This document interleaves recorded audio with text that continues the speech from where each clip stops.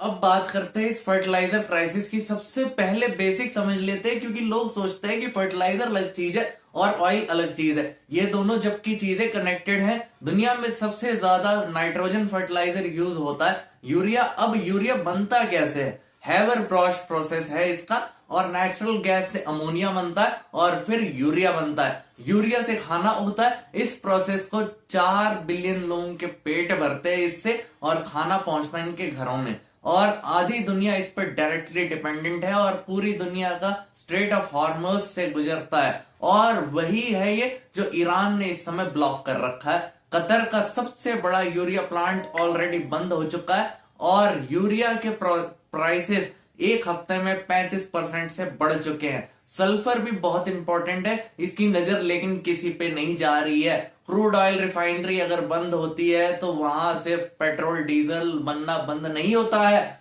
वो सल्फर बनाना भी बंद कर देती है। और सल्फर क्रूड ऑयल प्रोसेसिंग का ही एक बाई प्रोडक्ट है। आरामको और रिलायंस दो सबसे बड़े प्रोड्यूसर हैं सल्फर के। सऊदी के अंदर अरम रिफाइनरी इस समय बंद हो पड़ी है, और यूएई की रवाइस रिफाइनरी ऑफलाइन हो चुकी है, और भारत में क्रूड ऑयल पहुंचना बंद हो गया है, और सल्फर का प्रोडक्शन एक साथ कोलैप्स कर रहा है। और सल्फर भी फर्टिलाइजर में यूज होता है जिससे हमारा खाना होता है। और sulphur actually rare earth extraction भी जाता है, और हमारे फोन में यूज होता है। ईवी चिप्स और फार्मा सेक्टर भी यूज होता है। और 40% सल्फर स्ट्रेट ऑफ हॉर्मोज से ही गुजरता है। स्ट्रेट ऑफ हॉर्मोज 49% यूरिया आ जाता है, 27% अमोनिया, 24% फॉस्फेट और फर्टिलाइजर, ये सारे रिस्क में हैं। और इसका फुल स्केल इंपैक्ट कितना ज्यादा होगा कुछ अंदाजा है आपको? और फार्मर्स को फर्टिलाइजर नहीं मिलेगा तो क्रॉप्स फेल होंगी, और फूड प्राइसेस एक्सप्लोड करेंगे, और सेमीकंडक्टर फैब्स को क्रिटिकल केमिकल नहीं मिलेंगे तो चिप्स शॉर्टेज वापस आ सकता है। इलेक्ट्रॉनिक्स मैन्युफैक्चरिंग रुक जाएगी, और फार्मास्यूटिकल प्रोडक्शन में डायरेक्ट हिट नजर आएगा। सिर्फ सप्लाई चेन में प्रॉब्लम नहीं होगा, साथ में मेल्ट डाउन शुरू हो जाएगा। ज्यादातर लोगों को तब भी पता नहीं चल पाएगा, और बहुत देर हो जाएगी जब पता लगेगा। और थर्ड लार्जेस्ट इंपोर्टर है इंडिया फर्टिलाइजर का। हमारी बहुत बड़ी डिपेंडेंसी है, पर पर्शियन गल्फ रीजन में 87% यूरिया भारत डोमेस्टिकली प्रोड्यूस कर लेता है। 80% कॉस्ट यूरिया बनाने की सिर्फ नेचुरल गैस होती है, और भारत के डोमेस्टिक सप्लाई यूरिया प्लांटर्स की जरूरत नहीं है, पूरी करती है। और इसलिए हम इस गैस को इंपोर्ट करते हैं। इफको के कुछ यूरिया प्लांट्स में प्रोडक्शन कट शुरू हो गया है, और जीएनएफसी को गैल से गैस एलोकेशन 60% कट कर दिया है, और पेट्रोल नेट एलपीजी ने फोर्स मेजर डिक्लेयर कर दिया। जो इनके कॉन्ट्रैक्ट्स थे वो इन्होंने वाइड कर दिए, और अब ये सप्लाई बंद कर दी है। गैल और आईओसी कस्टमर पे सप्लाई कट लगा रहे हैं, और गैल और जेएसपीसी एंड एलएनजी टेंडर अनअवार्डेड गए हैं। और क्योंकि मार्केट में अवेलेबल फ्यूल की शॉर्टेज है, कुछ यूरिया के प्लांट्स बंद हो रहे हैं, और अगर ये बंद हो जाए तो तुरंत स्टार्ट नहीं कर सकते। ये गाड़ी नहीं है जो तुरंत स्टार्ट हो जाए, इसे स्टार्ट होने में 3 से 4 हफ्ते का समय लग सकता है। एलएनजी सप्लाई एकदम वापस आ जाती है तो भी हमें यूरिया प्रोडक्शन शुरू करने में 1 महीना लग सकता है। भारत अपना 60% डीएपी इंपोर्ट करता है, और ये सबसे मोस्टली मिडिल ईस्ट से ही इंपोर्ट होता है। और पर्शियन गल्फ बड़े बड़े पोर्ट हैं, और जहां पे ईरान लगातार अटैक कर रहा है, भारत अब चाइना से यूरिया मांग रहा है। चाइना ने फर्टिलाइजर एक्सपोर्ट को रिस्ट्रिक्ट कर रखा है, और पहले ही ऑयल अब अमेरिका की परमिशन से खरीद रहे हैं, और रशिया से अब फर्टिलाइजर के लिए भी चाइना के आगे हाथ फैलाने पड़ेंगे। और पोटाश की डिपेंडेंसी अब अलग लेवल पे है, और कमर्शियल एक्सप्लॉयटेड पोटाश रिजर्व्स हैं ही नहीं।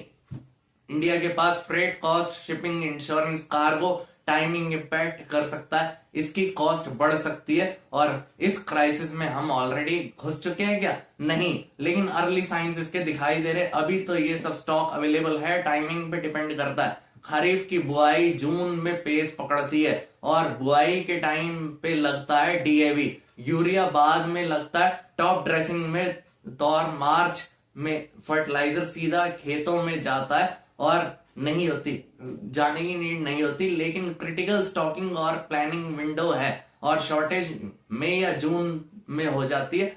ये कंफर्टेबल स्टोरी गलत हो सकती है और अनकंफर्टेबल होते हुए टाइम नहीं लगेगा फार्मर्स को हिट होते हुए भी। और बुरी तरह से फर्टिलाइजर सब्सिडी का बजट 1,70,000 करोड़, ये नंबर वार से पहले ही बहुत टाइट लग रहा था। इंपोर्टर्स की वर्किंग कैपिटल को खा जाएगा और फर्टिलाइजर बनाने वाली मार्जिन खत्म हो जाएगी और 20 से 25% फर्टिलाइजर का रिस्क है भारत को इस वॉर से और इस पे लोगों की रोजी रोटी टिकी हुई है। भारत में आज के टाइम पे 70% लोग फार्मिंग पे ही डिपेंडेंट है। फर्टिलाइजर नहीं मिलेगा तो खरीफ सीजन बर्बाद हो जाएगा और इसका फसल कम पैदा होगी तो खाने के प्राइसेस अपने आप बहुत ज्यादा बढ़ने लगेंगे। दाता को सब्सिडी देने के लिए टैक्स पेयर को निचोड़ा जाएगा और स्ट्रेट ऑफ हॉर्मोज की डिस्ट्रप्शन सी एनर्जी, ट्रांसपोर्ट, इंश्योरेंस, इन सब की कॉस्ट एक्सप्लोड कर सकती है।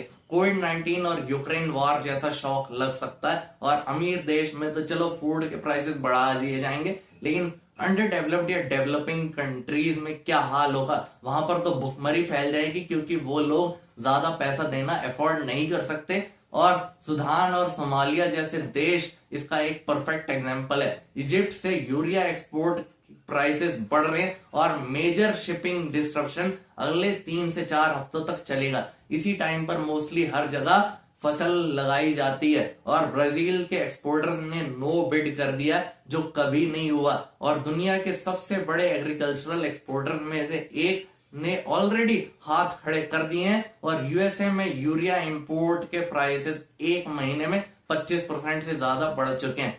American farm bureau federation president ने ट्रंप को एक लेटर लिखा और प्रोडक्शन शॉक नेशनल सिक्योरिटी के बारे में एक खतरा बन सकता है और ये वार रुक भी जाए तो फर्टिलाइजर प्रोडक्शन और ट्रांसपोर्ट रिस्टार्ट करने में हफ्तों का समय लग सकता है। और ऑयल के लिए यूएसए के पास रिजर्व्स हैं, नाइट्रोजन फर्टिलाइजर के लिए कोई स्ट्रेटेजिक रिजर्व नहीं है और 2022 में भी यही हुआ था। रशिया यूक्रेन वॉर की वजह से फर्टिलाइजर के प्राइसेस स्पाइक अप कर दिए थे, $900 पर टन के हिसाब से टच होने लग गया था और केन्या, नाइजीरिया, साउथ अफ्रीका जैसे देशों में फर्टिलाइजर गिरा था और फसलें कम पैदा हुई थी और श्रीलंका ने तो 2021 में ही सिंथेटिक फर्टिलाइजर को बैन कर दिया था। इस शॉक ने पूरे देश को फूड सिक्योरिटी को डिस्ट्रॉय कर दिया था। $540 से $675 के अराउंड अभी यूरिया प्राइसेस चल रहे हैं। 2022 में जितना नहीं हुआ था, लेकिन ये धीरे धीरे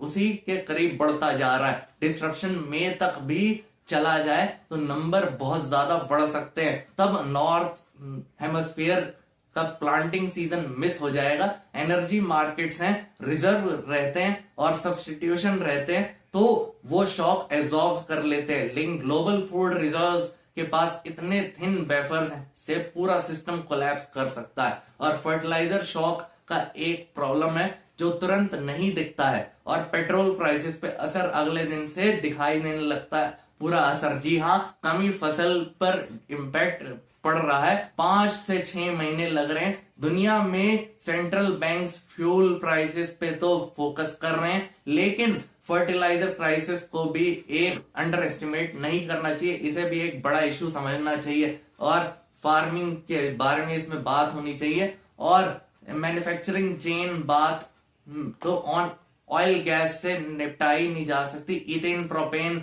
इथेन प्रोपलाइन जैसे प्लास्टिक, सिंथेटिक रबर बनते हैं और इंडस्ट्रियल केमिकल बनते हैं। इलेक्ट्रॉनिक, बिल्डिंग मटेरियल, फार्मास्यूटिकल, ये सब इनसे बनता है। तो आपका क्या कहना है हमें कमेंट करके जरूर बताएं। वीडियो पसंद आए वीडियो लाइक कीजिए, शेयर कीजिए, सब्सक्राइब कीजिए। हम मिलते हैं अगले वीडियो में। जय हिंद।